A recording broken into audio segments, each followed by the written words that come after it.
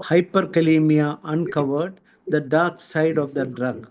So, as you all know, Sir Humphrey Davy was pioneering English chemist and inventor known for his work in electrochemistry, discovered most of the elements and especially potassium.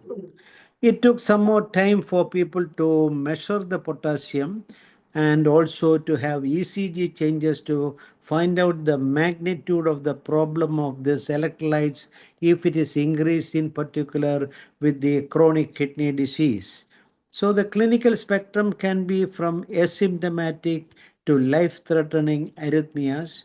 And in general, we all agree that potassium above 5.5, certainly above 6, it becomes a very risky thing for the patient.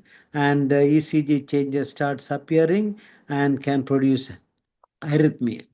Today's topic is what are the drugs which will cause hyperkalemia? We have mainly the RAS inhibitors, which we all use as ACI or ARB, which produces hyperkalemia. We had a very good session a couple of months back. Then we have the MRAs, which Professor Dr. Jose Paul, who is going to give a talk after this. So I won't touch upon that.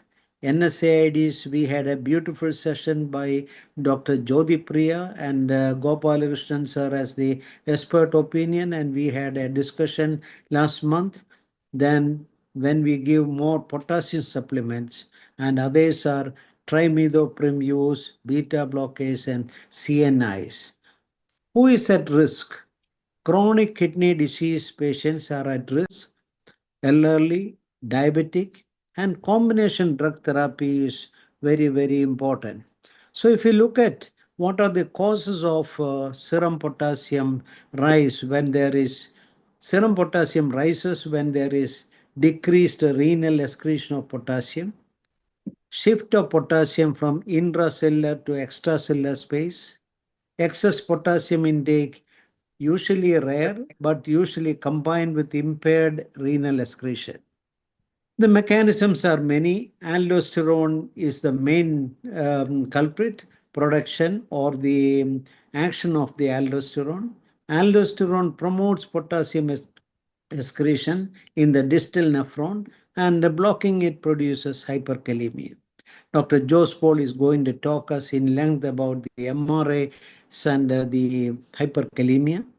AC inhibitors, renin inhibitors, heparin, the mechanism is decreased aldosterone, decreased delivery of the to the epithelial sodium channel activity, and decreased potassium secretion resulting in hyperkalemia.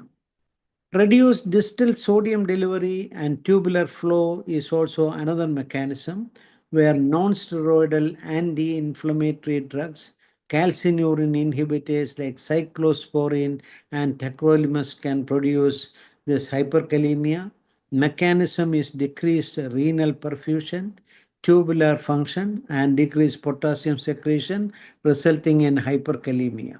There could be a direct block of potassium secretion channels like potassium sparing diuretics.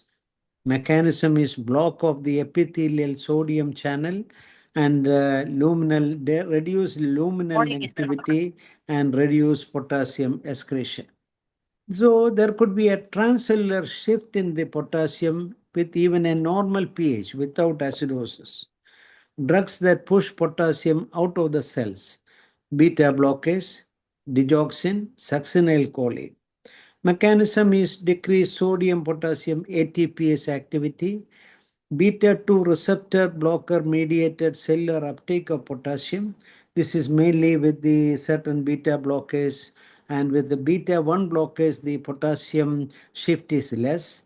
And salbutamol, which we all use for emergency in hyperkalemia, is the mechanism is that will shift the potassium to the intracellular compartment, thereby reducing potassium in the treatment of hyperkalemia.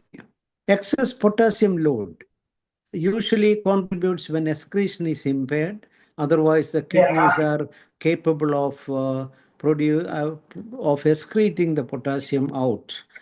Potassium supplements, IV. Can we can we mute all, Santosh, please?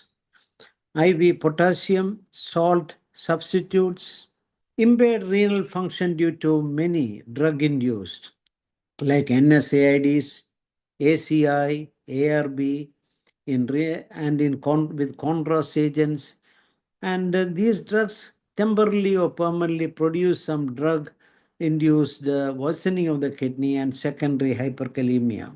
This is basically leads to the decrease in the GFR and decreased potassium clearance. Combination effect is the most common. The dangerous scenario is like example is a ARB, ACI, one of them plus MRA plus NSAID is called triple hit.